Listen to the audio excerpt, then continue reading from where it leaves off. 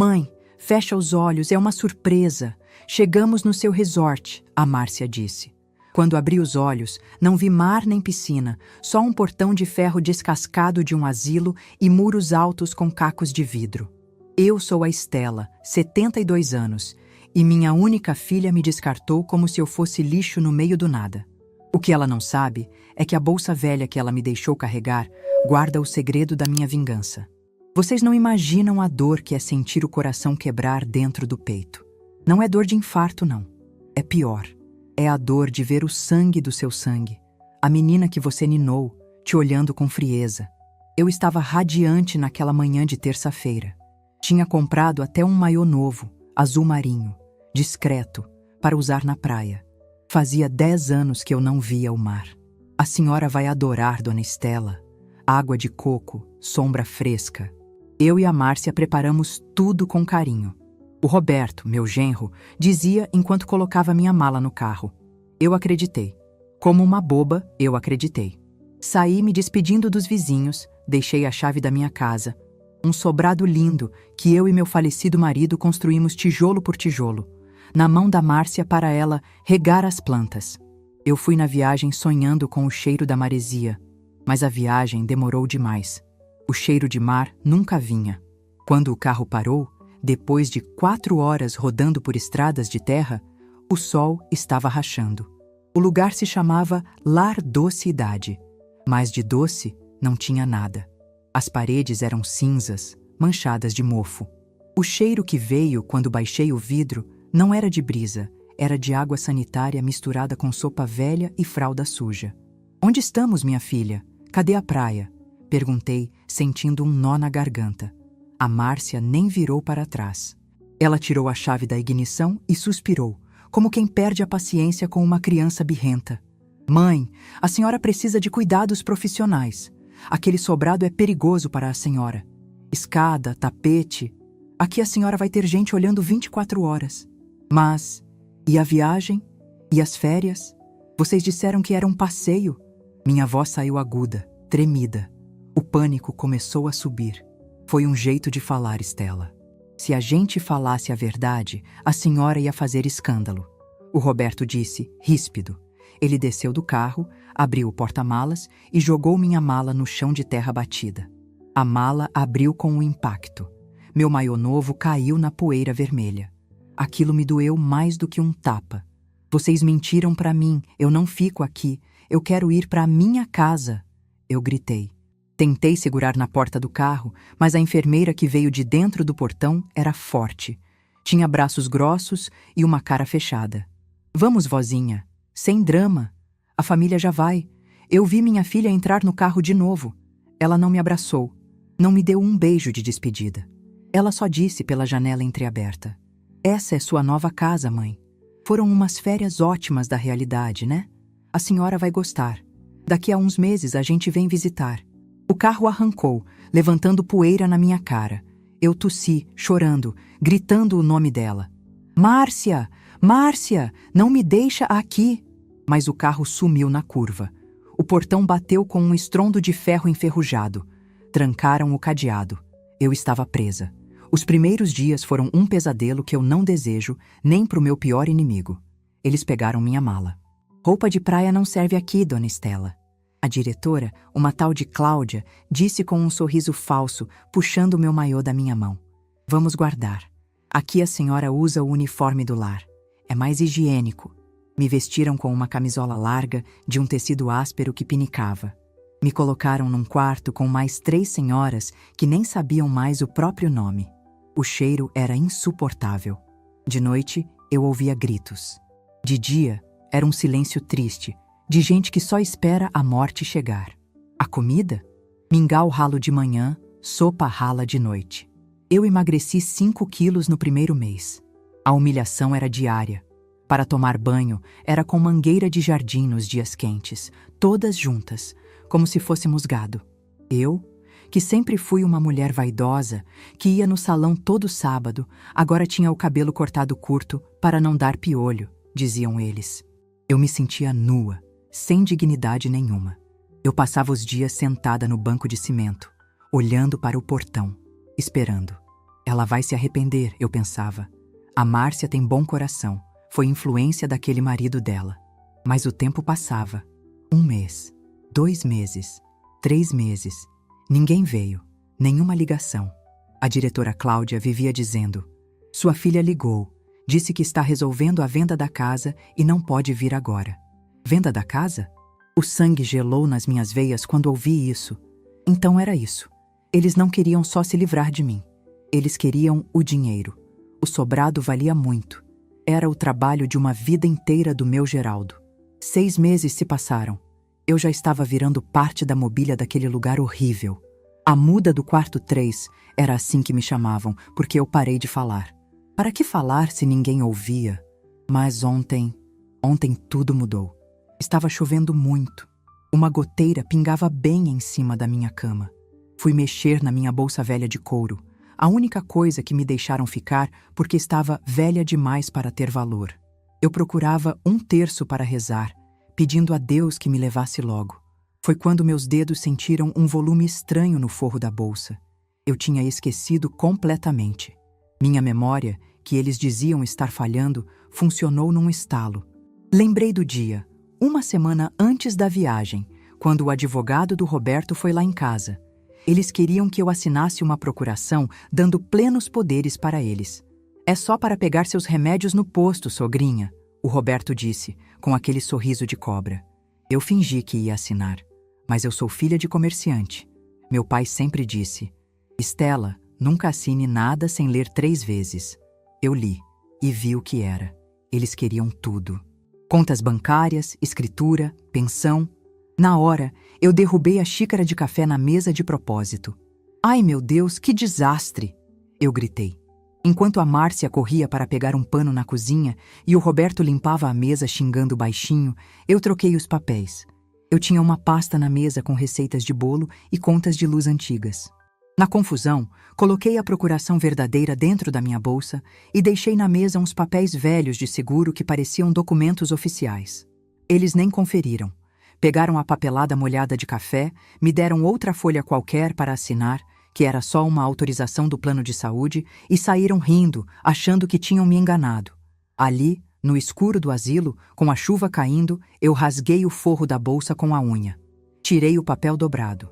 Estava ali, a procuração original sem assinatura. E junto dela, a escritura original da casa, que eu sempre carregava comigo por segurança. Eles não tinham nada. Eu comecei a rir. Um riso baixo, rouco, que fez a enfermeira da ronda olhar para dentro do quarto. Ficou doida de vez, dona Estela? Ela perguntou com desprezo. Eu me calei. Mas por dentro eu estava gritando de alegria. Eles acham que venderam a casa? Impossível. Nenhum cartório aceitaria sem isso aqui. Eles devem estar morando lá, gastando o dinheiro que acham que vão herdar ou tentando falsificar minha assinatura e falhando. Eles me trancaram aqui para eu não atrapalhar, mas esqueceram que a chave do cofre estava comigo esse tempo todo. Olhei para minhas mãos. Estavam magras, cheias de manchas da idade, mas pararam de tremer. Pela primeira vez em 6 meses, eu não senti vontade de morrer. Senti vontade de matar, de raiva. Senti uma força subindo dos pés à cabeça. A Estela chorona morreu. Quem acordou agora foi a Estela que criou filha sozinha quando o marido viajava a trabalho. A Estela que enfrentou a vida de cabeça erguida. Eles me jogaram num buraco para apodrecer. Mas eles não sabem que eu sou semente. Guardei o papel dentro do sutiã, bem perto do coração. Amanhã começa o meu jogo. Eu preciso sair daqui. Mas não vou fugir pulando o muro. Eu vou sair pela porta da frente. E vou sair para dar o troco. Amanhã é dia de visita de médicos voluntários. Ouvi dizer que vem um doutor novo, jovem. Vou precisar usar toda a minha astúcia. A velhinha Gagá vai entrar em ação. Eles vão ver do que uma mãe traída é capaz. Apertei os olhos, fingindo dormir, quando a luz da lanterna passou de novo. Mas minha mente estava a 1000. Me aguardem, Márcia e Roberto. As férias acabaram. E a conta chegou. Acordei antes do sol nascer, com o barulho da chuva fina batendo na telha de amianto. Por um segundo, achei que estava na minha cama, no meu quarto com cheiro de lavanda. Mas aí, senti o colchão fino, o cheiro de mofo, e ouvi o ronco da dona Jurema na cama ao lado. A realidade caiu sobre mim como um balde de água gelada. Eu ainda estava no inferno, mas dessa vez algo estava diferente. Minha mão foi direto para o meu peito, tateando por baixo da camisola. O papel dobrado estava lá, quente contra a minha pele. A escritura. A prova de que eu ainda era dona da minha vida. Eles achavam que tinham enterrado uma velha inútil naquele lugar, mas esqueceram que semente, quando enterrada, cresce. E eu ia crescer. Ia virar uma árvore cheia de espinhos para cima deles. Levantei devagar, fingindo aquela dificuldade de sempre. Ai, minhas costas, ai, meus joelhos. Resmunguei alto para a enfermeira da ronda ouvir. Ela nem olhou para mim. Continuou mexendo no celular. Ótimo. A primeira regra que aprendi na vida, observando meu pai negociar gado no interior, é: se você quer pegar a raposa, finja que é uma galinha tonta. Hoje era o dia. Ouvi a diretora Cláudia comentando ontem que viria um médico voluntário novo. Um recém-formado, desses que querem salvar o mundo, ela disse com deboche. Para ela, era só mais um incômodo. Para mim, era a brecha que eu precisava. Fui para o banheiro coletivo. A água era fria, mas eu não me importei. Enquanto lavava o rosto, olhei minhas rugas no espelho manchado. Cada linha daquela contava uma história. As rugas na testa eram das noites em claro, esperando a Márcia voltar das festas. As rugas ao redor da boca eram dos sorrisos que dei vendo meus netos correrem. Eles achavam que velhice é doença, que é sinônimo de burrice. Mal sabem eles que velhice é arquivo. Eu tenho um arquivo de estratégias dentro da cabeça que o Roberto, com aquele diploma comprado dele, nunca vai ter. Voltei para o quarto e comecei minha operação. Primeiro, precisava esconder os documentos de um jeito melhor. O sutiã era perigoso. Na hora do banho podiam ver. Olhei para o meu travesseiro. Era velho, com uma espuma amarela saindo pelo canto descosturado. Com todo o cuidado, usando um grampo de cabelo que eu guardava como ouro, empurrei os papéis bem para o fundo da espuma, no meio do travesseiro. Ninguém mexe na minha cama. Eles têm nojo. Bom dia, dona Estela, disse a enfermeira bruta, entrando no quarto, ligando a luz forte na nossa cara. Hoje a senhora está calminha, né? Tomou o remédio direitinho? Eu sorri, um sorriso bobo, deixando a boca meio aberta. O mingau, eu quero mingau, falei com a voz trêmula. Ela revirou os olhos. Vai ter mingau, velha gulosa. Vamos, anda logo. Eu engoli o xingamento. Velha gulosa. Eu, que já servi banquetes para juízes e prefeitos na minha casa. Mas deixei ela pensar isso. Quanto mais ela me desprezasse, menos ela me vigiaria. Eu precisava ficar invisível. No refeitório, sentei no meu canto de sempre. Enquanto tomava aquele café aguado, meus olhos varriam o lugar. Eu não estava mais olhando o nada. Eu estava mapeando o território. Contei os passos da minha mesa até a porta da diretoria. 22 passos. Vi que a diretora Cláudia saía para fumar a cada 2 horas, perto do portão dos fundos. Vi que a cozinheira, uma moça chamada Beth, chorava escondido enquanto lavava as panelas. Aí tem coisa, pensei. Quem chora no trabalho ou está sofrendo amor ou está sofrendo injustiça. E injustiça gera revolta. E revolta gera aliados. Guardei essa informação na gaveta da minha memória. Mas o meu foco hoje era o médico. Eram 10 horas da manhã quando ele chegou. Dr. Lucas. Um menino, não devia ter nem 30 anos. Tinha cara de bom moço, óculos redondos e carregava uma maleta grande. A Cláudia estava grudada nele igual carrapato, com aquele sorriso falso que ela usava para visitas.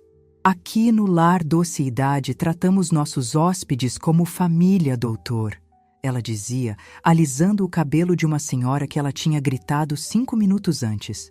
Tudo com muito amor e carinho. Eu senti meu estômago revirar. Que vontade de gritar. Mentirosa, cobra. Mas me segurei. A raiva tem que ser fria para funcionar. O médico começou a atender uma por uma. Ele media a pressão, ouvia o coração, conversava. Eu vi que ele era atencioso. Ele olhava no olho, não olhava para a prancheta. Isso era bom. Gente que olha no olho tem alma. Quando chegou a minha vez, a Cláudia veio junto. Ela ficou em pé atrás da cadeira dele, com os braços cruzados, me fuzilando com o olhar. O recado era claro. Abre o bico para você ver o que te acontece. Dona Estela, certo? O Dr. Lucas sorriu. Como a senhora está se sentindo? Eu olhei para ele. Depois, olhei para a Cláudia. Depois, olhei para minhas mãos. Comecei a tremer de propósito. O jardim. As rosas precisam de água. Murmurei, parecendo desconexa. A Cláudia soltou uma risada seca. É uma pena, doutor. A dona Estela tem demência avançada. Vive no passado. A filha dela sofre muito com isso, tadinha. Deixou ela aqui porque ela fugia de casa, ficava agressiva. Entendo, o médico disse, anotando algo. Mas eu vi. Vi ele franzir a testa. Ele tinha visto meus exames.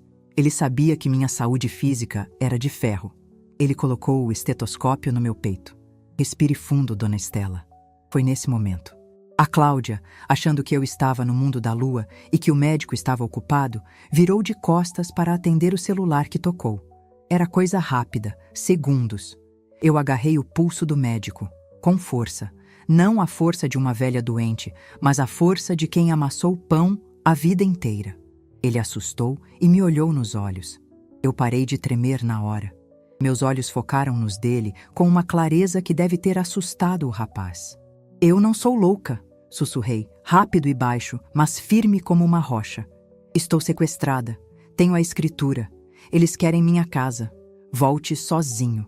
A Cláudia desligou o telefone e virou. Imediatamente, eu soltei o braço dele e comecei a tossir, uma tosse feia, seca. Água! Água! O passarinho quer água! Gritei, voltando ao meu teatro. O Dr. Lucas ficou paralisado por um segundo. Ele olhava para mim, depois para o próprio pulso onde meus dedos tinham deixado a marca vermelha. Ele viu. Ele sentiu que aquilo não era demência, era desespero lúcido. A senhora está bem? A Cláudia perguntou impaciente. Doutor, não liga não. Ela tem esses surtos. O Dr. Lucas arrumou os óculos. Ele respirou fundo. Eu prendi a respiração. Será que ele ia me entregar? Será que ele ia dizer, ela falou comigo, ela parece sã? Se ele fizesse isso, a Cláudia ia me dopar, até eu virar um vegetal de verdade. O médico disse, a voz vacilando um pouco. É só uma arritmia leve, diretora.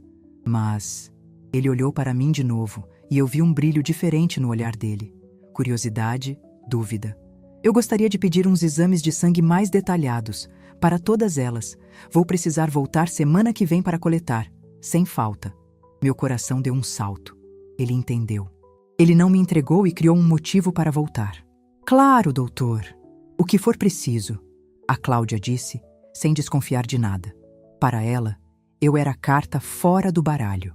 Quando o médico saiu, ele olhou para trás uma última vez.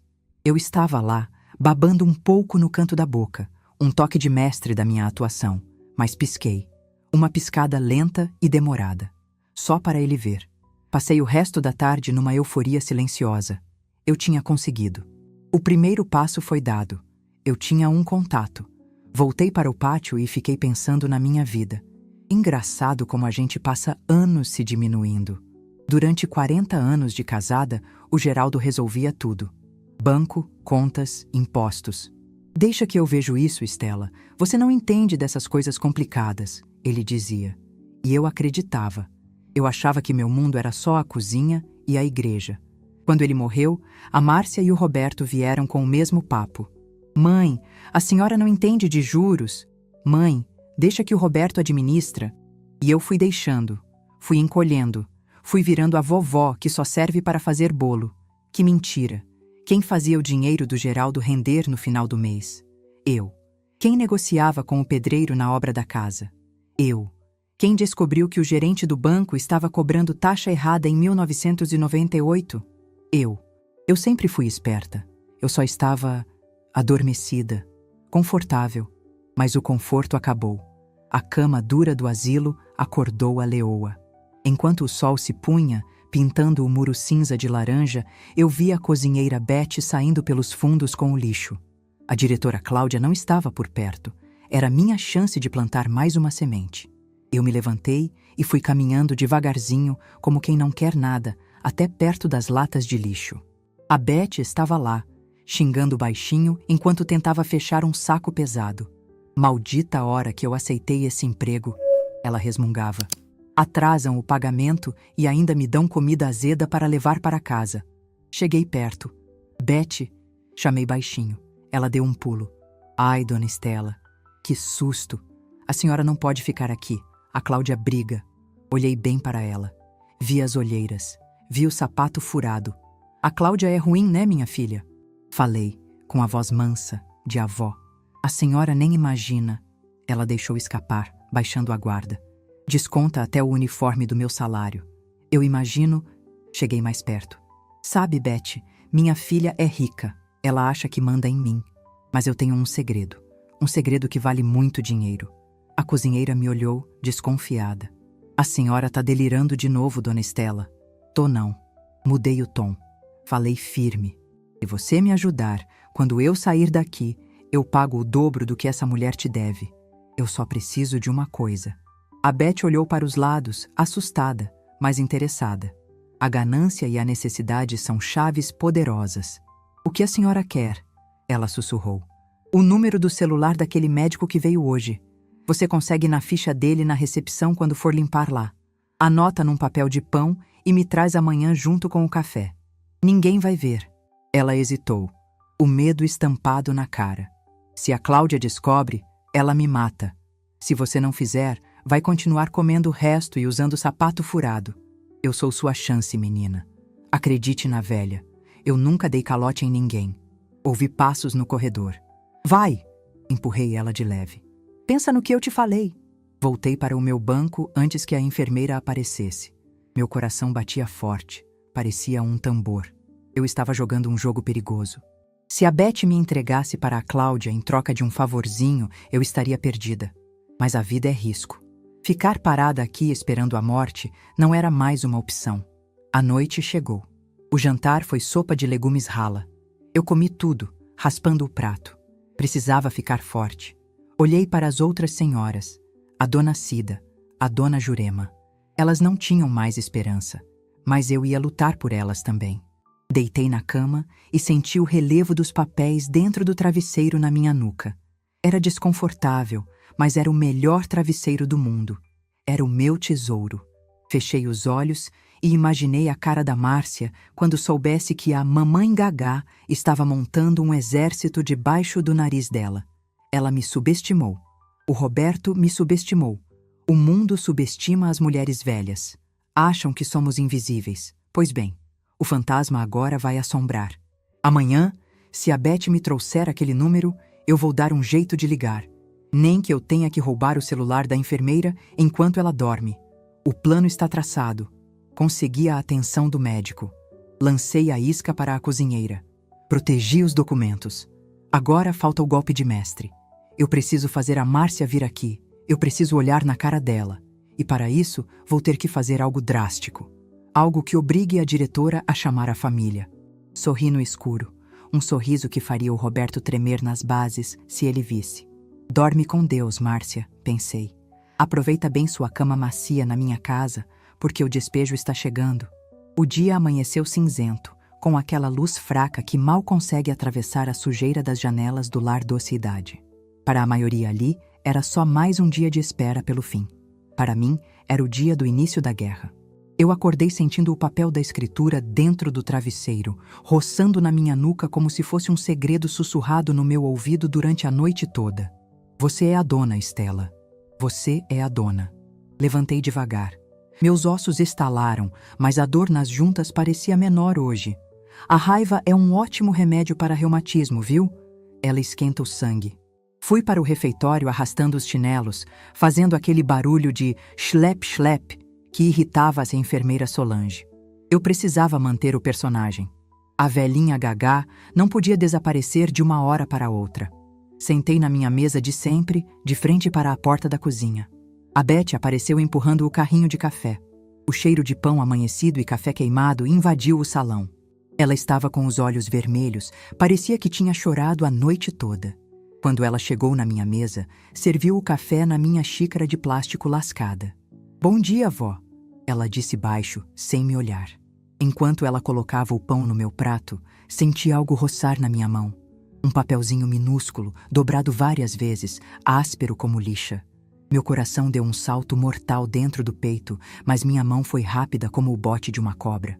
Peguei o papel e escondi dentro da manga da camisola num piscar de olhos. Deus te abençoe, minha filha, murmurei com a voz tremida.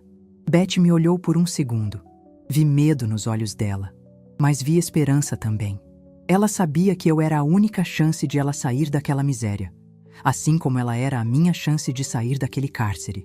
Engoli o café quente sem nem sentir o gosto. Precisava ir para o banheiro. Era o único lugar sem câmeras. O único lugar onde a privacidade, mesmo que pouca, ainda existia. Entrei na cabine apertada, tranquei a porta com o trinco enferrujado e desenrolei o papelzinho com as mãos trêmulas. Lá estava, uma sequência de números anotada com caneta azul falhando. O número do Dr. Lucas. Respirei fundo, encostando a testa na porta fria. Eu tinha o número, mas como eu ia ligar? O telefone da recepção era vigiado pela Cláudia, como se fosse cofre de banco. O celular das enfermeiras vivia nos bolsos delas. Voltei para o pátio pensando. O xadrez tinha começado. Eu tinha movido o peão, a Beth. Agora precisava mover o cavalo. Passei a manhã observando. Vi que a enfermeira Solange, aquela bruta, tinha um fraco por novelas. Às 10 da manhã, ela sentava na sala de TV com os idosos, aumentava o volume e ficava vidrada no celular, comentando as fofocas nos grupos de mensagem. Ela deixava o celular em cima da mesinha de centro, conectado no carregador, porque a bateria estava viciada. Era arriscado. Era loucura. Mas era o que eu tinha. Esperei o momento certo. A novela estava pegando fogo. Uma tal de vilã estava sendo desmascarada. A Solange estava hipnotizada, rindo alto. "Bem feito, sua jararaca!" Ela gritava para a TV. Levantei da minha cadeira.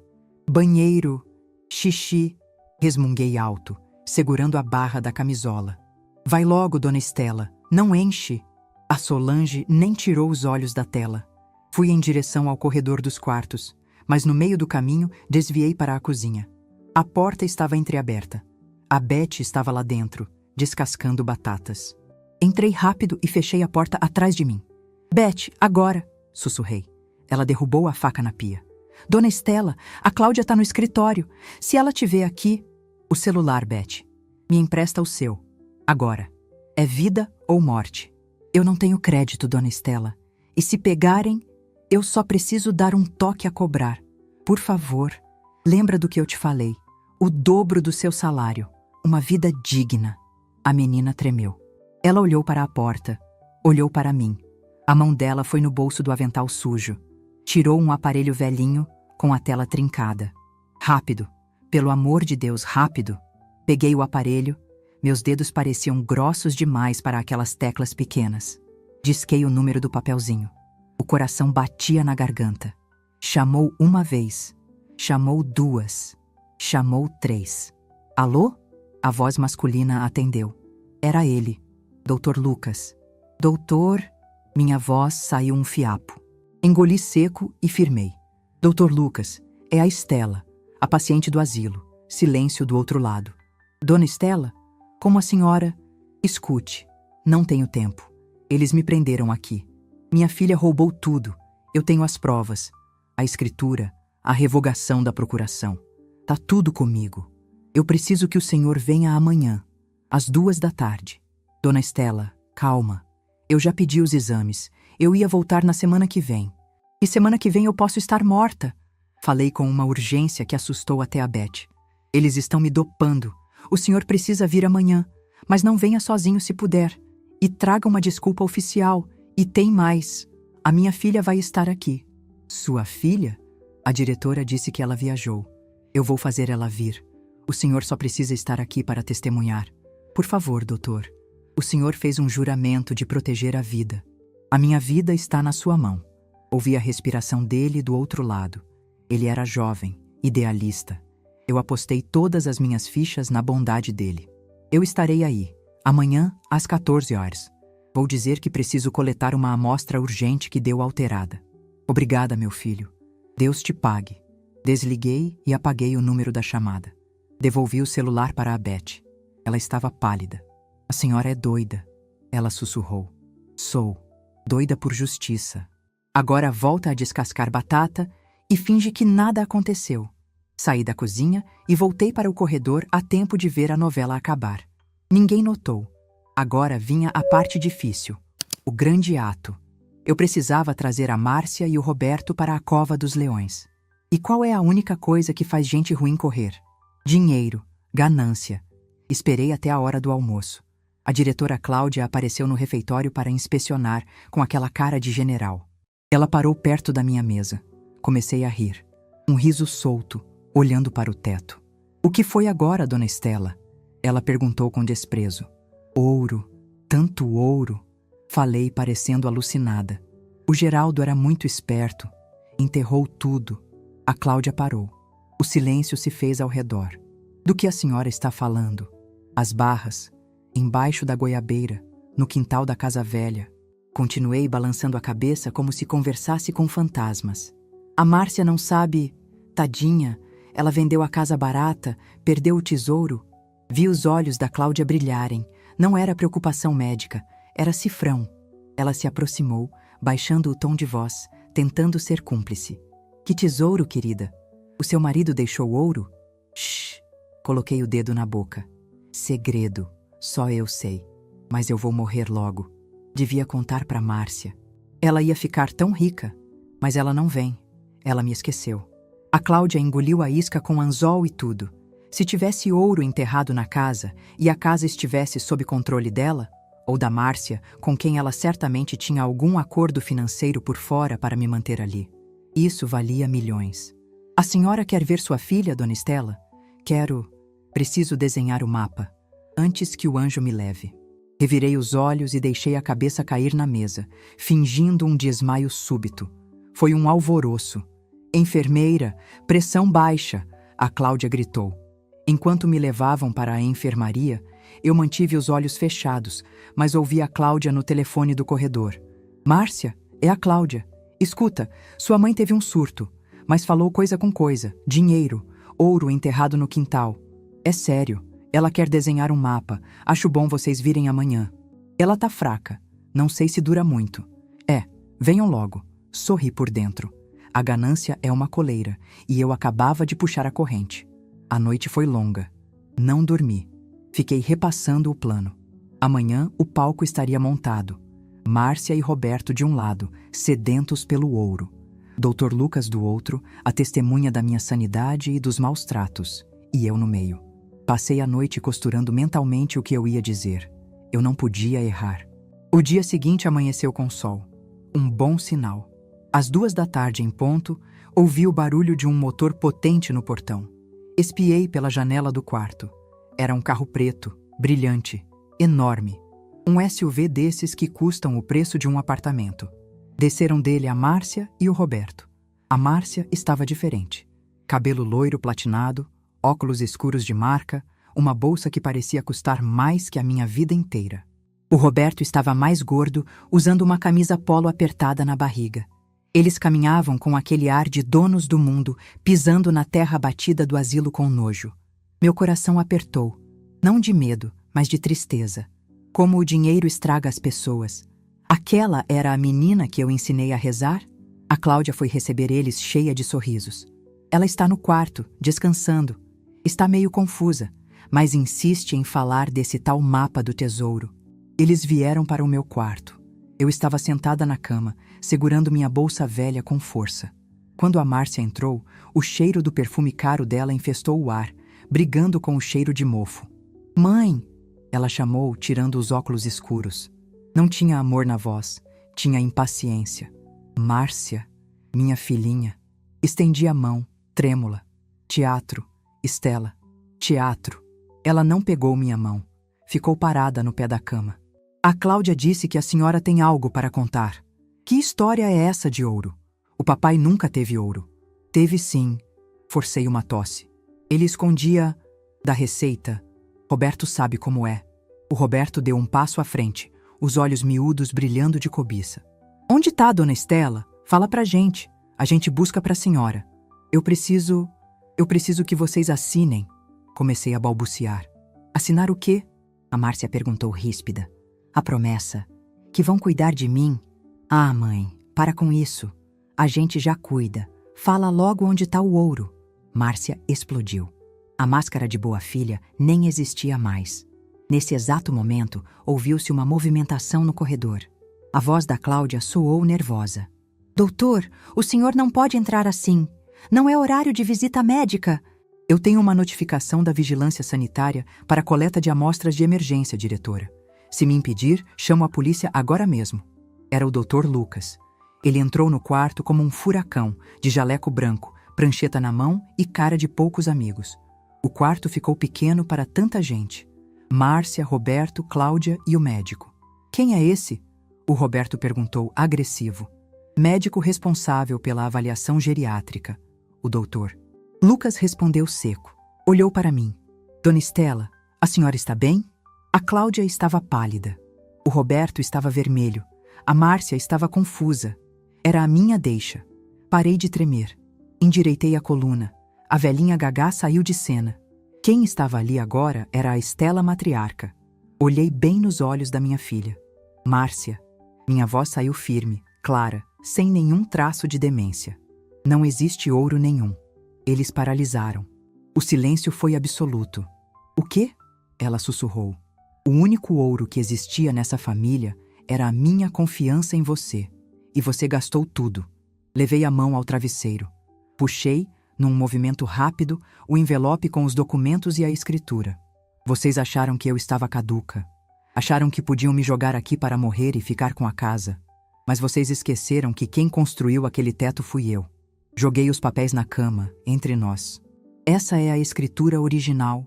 E essa, apontei para o outro papel, é a revogação da procuração que fiz no cartório 3 dias antes daquela visita do advogado de vocês. Eu sabia, Márcia. Eu senti o cheiro da traição. O advogado de vocês tem um papel sem valor. Vocês não venderam a casa coisa nenhuma porque não podem. E se tentaram, cometeram estelionato. O Roberto ficou roxo. Ele parecia que ia explodir. Sua velha maldita. Você enganou a gente. Ele avançou um passo na minha direção, levantando a mão. Ei! O Dr. Lucas se colocou na frente, estufando o peito. Tenta encostar nela e você sai daqui algemado. Eu sou testemunha de tudo isso. A Cláudia encostou na parede, percebendo que o barco dela estava afundando junto. Isso é um absurdo! Eu vou internar ela num psiquiátrico. Ela é louca! A Márcia gritou histérica, vendo a herança escorrer pelos dedos. Eu ri. Dessa vez, uma risada de poder. Louca? Perguntei calmamente. Doutor Lucas, o senhor pode atestar minha sanidade mental? Com certeza, dona Estela. A senhora é a pessoa mais lúcida nesta sala. Ele respondeu, encarando o Roberto. Voltei meu olhar para a minha filha. Aquela mulher vestida de grife, mas podre por dentro. As férias acabaram, Márcia. E adivinha? Agora quem vai ditar as regras sou eu. Vocês têm 24 horas para sair da minha casa. E eu quero cada centavo da minha aposentadoria que vocês desviaram nesses 6 meses. Se não... Fiz uma pausa dramática, saboreando o medo nos olhos deles. Se não, o Dr. Lucas vai entregar o relatório de maus-tratos e cárcere privado para o Ministério Público ainda hoje. O Roberto olhou para a Cláudia, que suava frio. A quadrilha estava se desfazendo. Eles perceberam. Não era só uma velhinha reclamando. Era uma mulher com provas, com uma testemunha e com a lei do lado dela. Mãe, a gente não fez por mal. A Márcia tentou mudar o tom, a voz chorosa falsa aparecendo de novo. Era para o seu bem. Cala a boca, cortei seca. Não me chama de mãe. Hoje eu não sou sua mãe. Hoje eu sou a sua credora. E a dívida é alta. Levantei da cama. Pela primeira vez em 6 meses fiquei de pé sem sentir o peso do mundo.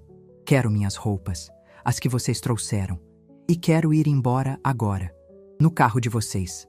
O quê? O Roberto engasgou. Vocês me trouxeram, vocês me levam.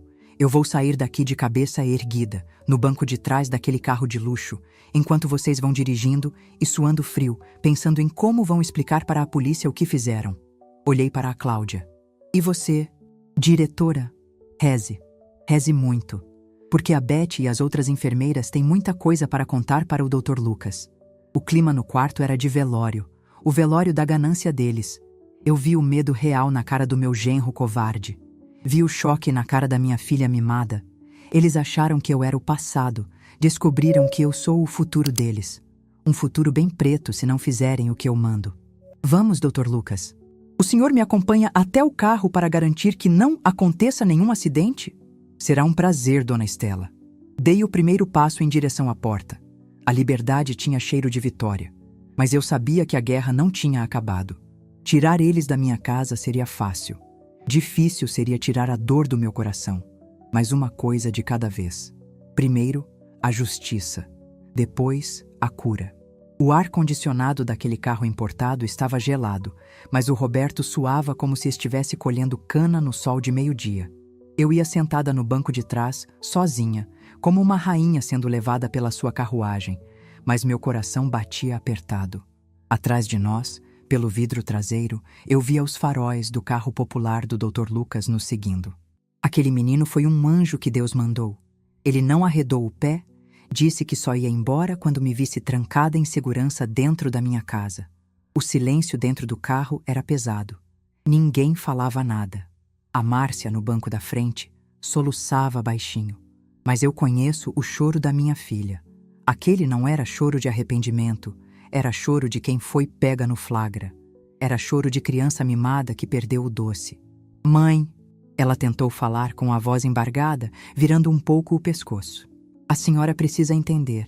A nossa situação financeira, o Roberto fez uns investimentos que deram errado. A gente ia perder o apartamento. Cortei a fala dela com a frieza de uma lâmina. Não me chame de mãe agora. E não me venha com desculpas. Vocês tiveram 6 meses. 6 meses. Podiam ter me pedido ajuda. Podiam ter sentado comigo e dito: Dona Estela, estamos quebrados. Eu teria ajudado. Eu sou mãe. Eu tiraria a comida da minha boca para dar para vocês. Mas não. Vocês preferiram me jogar num depósito de gente velha para apodrecer. Vocês preferiram roubar. Isso não é erro financeiro, Márcia. Isso é mau caratismo. O Roberto apertou o volante com tanta força que os nós dos dedos ficaram brancos. A senhora não tem ideia do tamanho do buraco. Ele resmungou sem me olhar pelo retrovisor. Aquele asilo era o que dava para pagar. A gente não fez por maldade, foi desespero. Desespero? Soltei uma risada seca. Desespero senti eu, Roberto. Quando acordei naquele lugar fedido, quando me davam banho de mangueira, quando eu chamava por vocês e a diretora ria da minha cara. Vocês estavam desesperados dentro desse carro de luxo? Vocês estavam desesperados morando na minha casa de 3 quartos no bairro Nobre? Dirija, Roberto. E cala essa boca, porque cada palavra que sai dela só aumenta a minha vontade de chamar a polícia. A viagem durou 1 hora. Para mim, durou uma vida. Eu olhava a estrada e lembrava de todas as vezes que fiz aquele caminho com o Geraldo, felizes, levando as crianças para passear. Como é que uma vida de tanto amor pode gerar tanta ingratidão? Essa é a pergunta que não quer calar na minha cabeça. Quando o carro finalmente virou na esquina da minha rua, meu peito encheu de uma emoção que eu nem sei explicar. Vi o ipê amarelo que plantei na calçada. Vi o portão de grades brancas. A minha casa. O meu santuário. Mas assim que o Roberto estacionou na garagem, eu percebi. O jardim de rosas do Geraldo, estava destruído. Onde antes tinha roseiras premiadas, agora tinha só terra batida e um sombreador brega para guardar o carro dele. Eles arrancaram as rosas, arrancaram a memória do pai deles para colocar uma lata velha de metal em cima. Senti uma lágrima quente escorrer, mas sequei rápido. Não era hora de chorar, era hora de agir. O Dr. Lucas estacionou na rua e desceu, ficando parado no portão, de braços cruzados, observando tudo como um sentinela.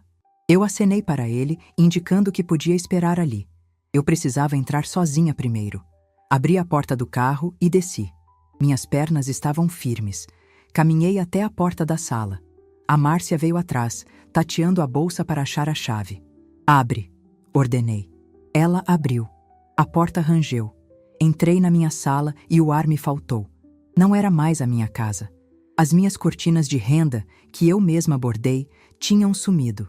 No lugar, persianas verticais cinzas, de escritório. O tapete persa que ganhamos de casamento? Desaparecido. O sofá de veludo verde onde eu contava histórias para os meus netos? Tinha dado lugar a um sofá moderno, duro, bege, sem graça nenhuma. Mas o que me fez perder o chão foi a parede do fundo. Lá ficava na estante de madeira maciça com a coleção de discos de vinil do Geraldo e os meus livros de receitas antigos. Estava vazia. A estante tinha sumido. No lugar, uma televisão gigantesca, dessas que ocupam a parede toda, e um videogame ligado. Virei para eles tremendo, dessa vez de ódio puro. "Cadê as coisas do seu pai, Márcia?" Perguntei, num sussurro que era mais perigoso que um grito. Ela engoliu seco. "Mãe, aquilo era velharia. Acumulava muito pó. A gente vendeu para um antiquário para liberar espaço. O conceito agora é minimalista." Minimalista. Repeti a palavra como se fosse um palavrão. "Vocês venderam a memória do seu pai para comprar uma televisão? A gente precisava de dinheiro." O Roberto explodiu, jogando a chave em cima do balcão da cozinha, que agora era de um mármore preto horrível que eu nunca escolhi. "A senhora não entende? A gente deve para a agiota. Eles ameaçaram quebrar minhas pernas. Vender as tralhas velhas foi a única solução rápida." Tralhas velhas. Caminhei até ele. Eu sou baixa. O Roberto tem quase 1,90. Mas naquele momento eu me senti uma gigante. Apontei o dedo na cara dele. "Aquelas tralhas tinham mais dignidade do que você tem no corpo todo." Respirei fundo, buscando o ar que a raiva estava roubando. "Saiam." Eles me olharam, confusos. "O quê?" A Márcia perguntou. "Saiam da minha casa. Agora." "Mãe, não tem como." A Márcia começou a chorar de novo, agora histérica. "A gente alugou nosso apartamento para pagar dívida. A gente não tem para onde ir. Se a gente sair daqui, os cobradores vão achar a gente." "Problema de vocês", falei, caminhando até a porta e abrindo ela de par em par. "Quando vocês me deixaram naquele asilo, vocês pensaram para onde eu ia? Vocês pensaram se eu ia ter frio, se eu ia ter fome? Vocês me descartaram. Agora eu estou devolvendo o favor." "Rua, a senhora não pode fazer isso." O Roberto gritou, vindo para cima de mim. "A lei diz que a gente tem direito de posse se mora aqui há mais de..." "Doutor Lucas!" Gritei para a rua. O médico entrou na sala num pulo. Ele não era forte, mas a presença de uma testemunha externa fez o Roberto recuar na hora. "Algum problema aqui, dona Estela?" O médico perguntou, tirando o celular do bolso, pronto para discar 190. "Eles estão de saída, doutor." Mas o Roberto parece que esqueceu o caminho da porta. "Acho que vamos precisar de ajuda oficial para lembrar ele." O Roberto olhou para o médico, olhou para mim, olhou para a televisão gigante que ele não ia poder levar. Ele percebeu. Acabou. A farra acabou. "Você é uma velha ruim." Ele cuspiu as palavras com veneno. "É por isso que ninguém te aguenta. O Geraldo morreu para se livrar de você." A frase pairou no ar. A Márcia levou a mão à boca, chocada. Até ela sabia que aquilo era demais. Eu senti uma pontada no peito, mas não baixei a cabeça. "O Geraldo morreu me amando, Roberto. E se ele estivesse aqui, ele mesmo te jogava pela janela. Mas como ele não está, eu faço as honras. Fora."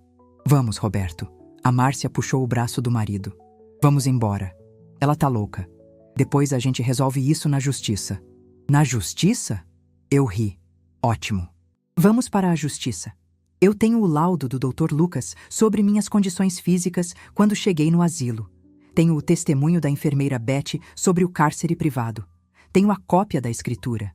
E amanhã mesmo vou na delegacia dar queixa do sumiço dos meus móveis. Se eu fosse vocês, saía dessa cidade, porque a vergonha vai ser grande."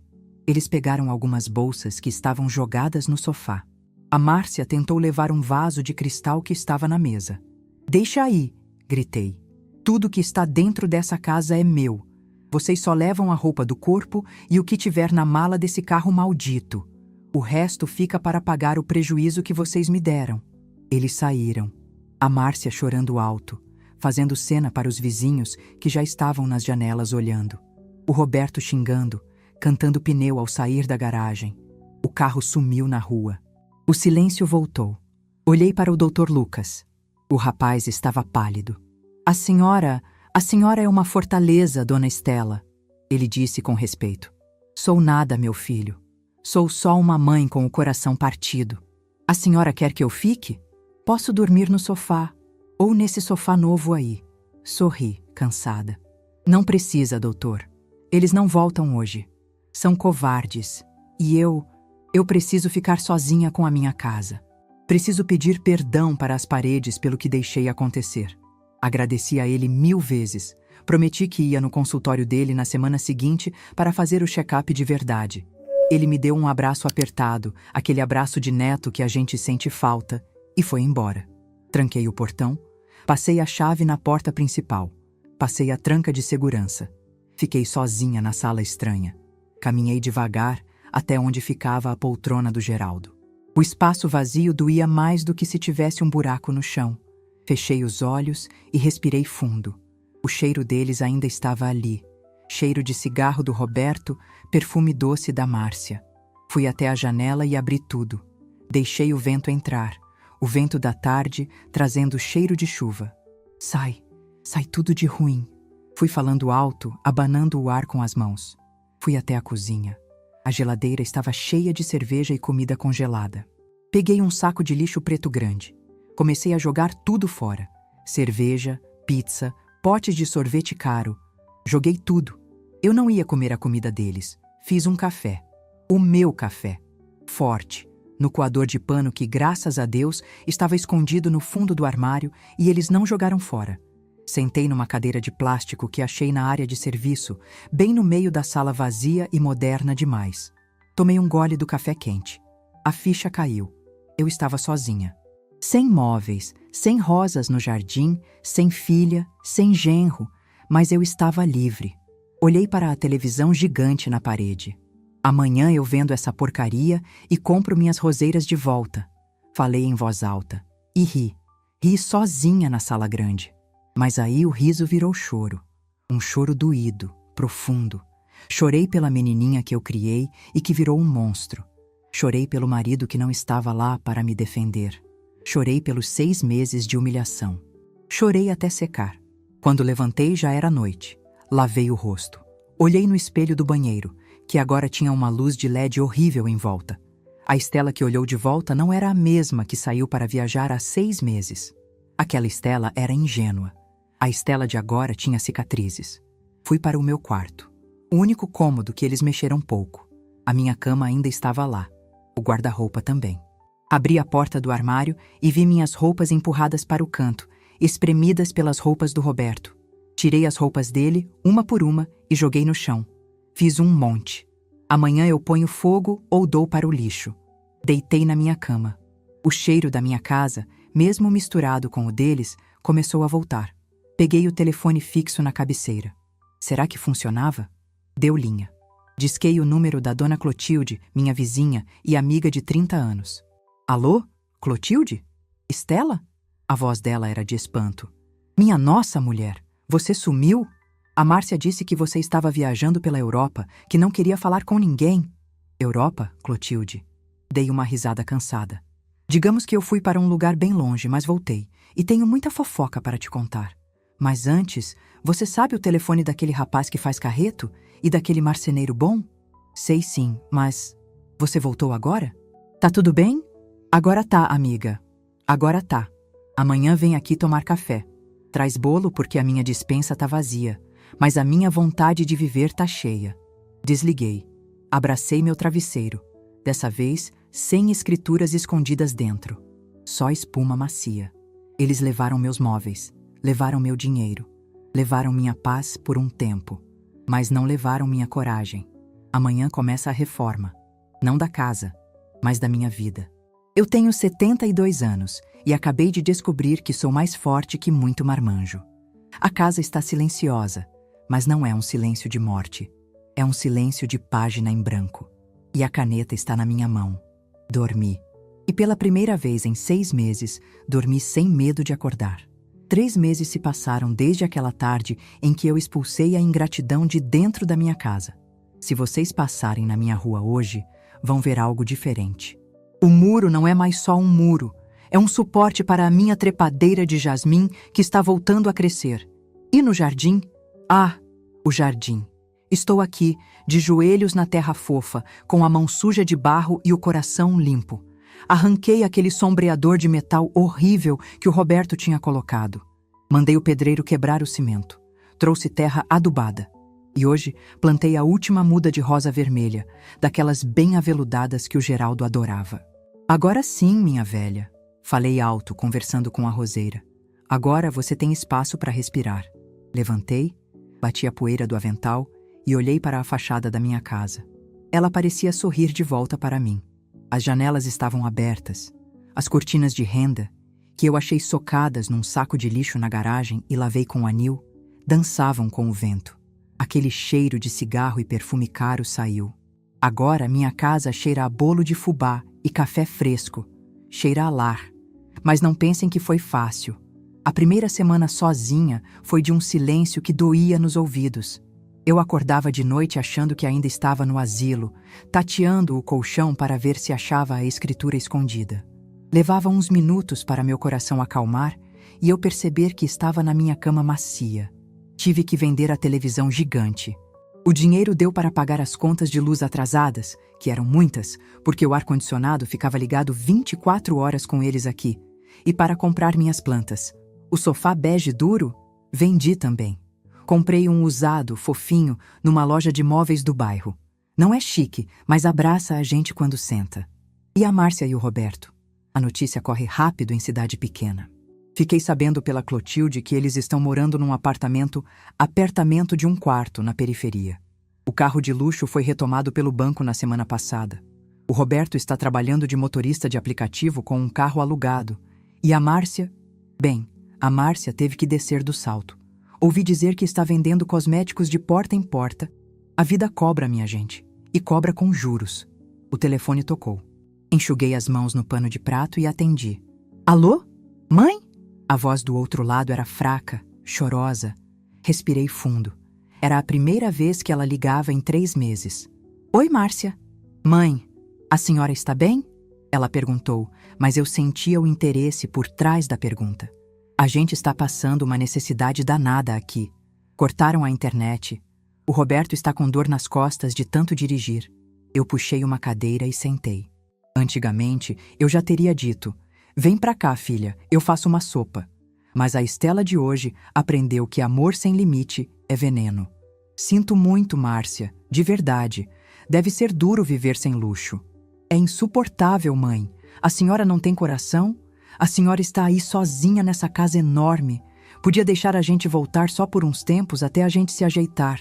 Eu prometo que o Roberto não reclama mais das suas coisas. Fechei os olhos. A dor da maternidade é estranha. A gente quer proteger, mas às vezes proteger é deixar o filho andar com as próprias pernas, mesmo que tropegue. Márcia, escuta bem. Essa casa não está vazia. Ela está cheia da minha paz. E a minha paz não tem quarto de hóspedes para quem tentou me destruir. Mas eu sou sua filha, e eu sou sua mãe. E como mãe, minha obrigação agora é te ensinar a ser gente. Enquanto vocês acharem que eu sou um banco ou um depósito, não tem conversa. No dia que você quiser vir aqui para tomar um café, sem pedir dinheiro, sem reclamar da vida e me pedir perdão olhando no meu olho, o portão vai estar aberto. Mas para morar? Nunca mais. Desliguei. Minha mão tremeu um pouco, mas meu peito estava leve. Eu tinha cortado o cordão umbilical tóxico. A campainha tocou, me tirando dos pensamentos. Fui até o portão. Era o Dr. Lucas. E ele não estava sozinho. Ao lado dele, com um sorriso tímido e uma roupa simples mais limpinha, estava a Beth, a cozinheira do asilo. Abri o portão com um sorriso que ia de orelha a orelha. Entrem, o café acabou de passar. Abracei o Dr. Lucas como se fosse meu filho. Aquele menino salvou minha vida.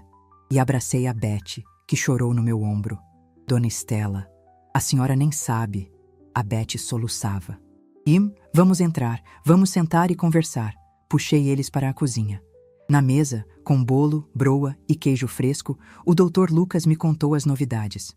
Fechamos o lar Doce Idade, Dona Estela, ele disse, com os olhos brilhando de orgulho. O Ministério Público caiu matando. A vigilância sanitária interditou tudo ontem. E a Cláudia?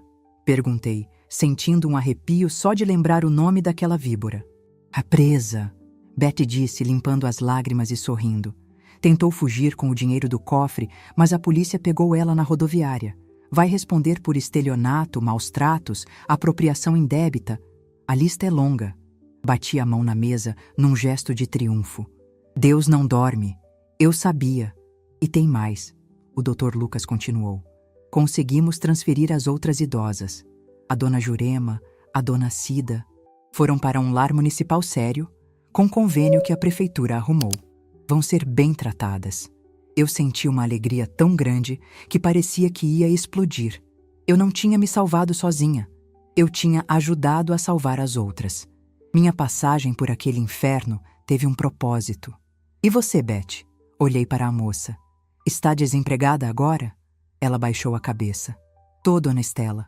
Mas tô feliz de estar livre daquela mulher. Vou procurar faxina, qualquer coisa. Nada disso. Levantei e fui até a gaveta do armário. Peguei uma chave extra que eu tinha mandado fazer. Beth, você disse que sabia cozinhar bem, mas que lá não deixavam usar tempero, né? Sei sim, senhora. Minha feijoada é famosa no meu bairro. Ótimo, porque eu estou velha, mas não estou morta, e estou cheia de ideias. Coloquei a chave na frente dela. Eu tenho um quarto vago nos fundos, aquele quartinho de costura que tem banheiro. Se você quiser, pode ficar lá. Em troca, você me ajuda a começar um negócio. O Dr. Lucas e a Beth me olharam sem entender. Negócio? Que negócio, dona Estela? Marmita, falei, decidida. Marmita da vovó Estela. Comida de verdade, tempero de casa, para vender para esse povo que trabalha nos escritórios aqui perto e só come porcaria industrializada. Eu tenho as receitas, você tem a força no braço. O lucro a gente divide. O que acha? A Beth ficou boquiaberta. A senhora faria isso por mim? Você me deu um celular quando eu não tinha esperança, minha filha. Você me deu voz. Agora eu te dou um teto e um futuro. Beth chorou de novo, mas era choro de alegria. Ela apertou minha mão. Tínhamos um acordo. A tarde caiu suave. O Dr. Lucas foi embora prometendo vir provar a primeira feijoada no domingo. A Beth já foi se instalando no quartinho toda animada. Fiquei sozinha na varanda, sentada na minha cadeira de balanço, que eu resgatei da chuva, lixei e invernizei semana passada. O sol estava se pondo, pintando o céu de laranja e roxo. Olhei para as minhas mãos. Elas tremiam um pouquinho, coisa da idade, mas eram mãos fortes. Mãos que seguraram bebês, mãos que seguraram enxadas, mãos que seguraram uma escritura que salvou minha vida. Comecei a balançar devagar. Nhec, nhec, nhec. O barulho da cadeira era música para mim. Refleti sobre esses meses. A gente passa a vida com medo de envelhecer, medo de ficar inútil, medo de dar trabalho, e é esse medo que faz a gente aceitar qualquer migalha de atenção. É esse medo que faz a gente assinar papel sem ler, que faz a gente engolir desrespeito de filho. Eu perdi esse medo. Descobri que a velhice não é o fim da linha. É só uma mudança de trilho. E nesse trilho novo, a gente tem uma vantagem que os jovens não têm. A gente não tem mais nada a perder. E quem não tem nada a perder é dono do mundo. Olhei para a foto do Geraldo que eu coloquei de volta na estante da sala. Agora uma estante bonita que comprei no brechó.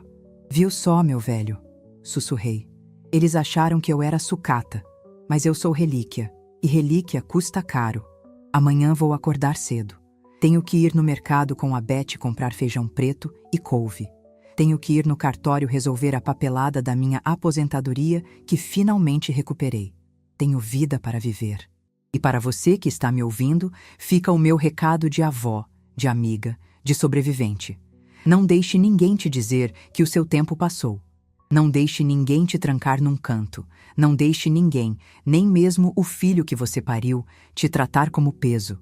Você construiu a estrada que eles caminham hoje. Exija respeito. E se tentarem te tomar o volante da sua vida, minha amiga, mostre para eles que quem tem a chave é você. Aperte o cinto, porque a dona Estela está só começando. E a viagem agora é por minha conta.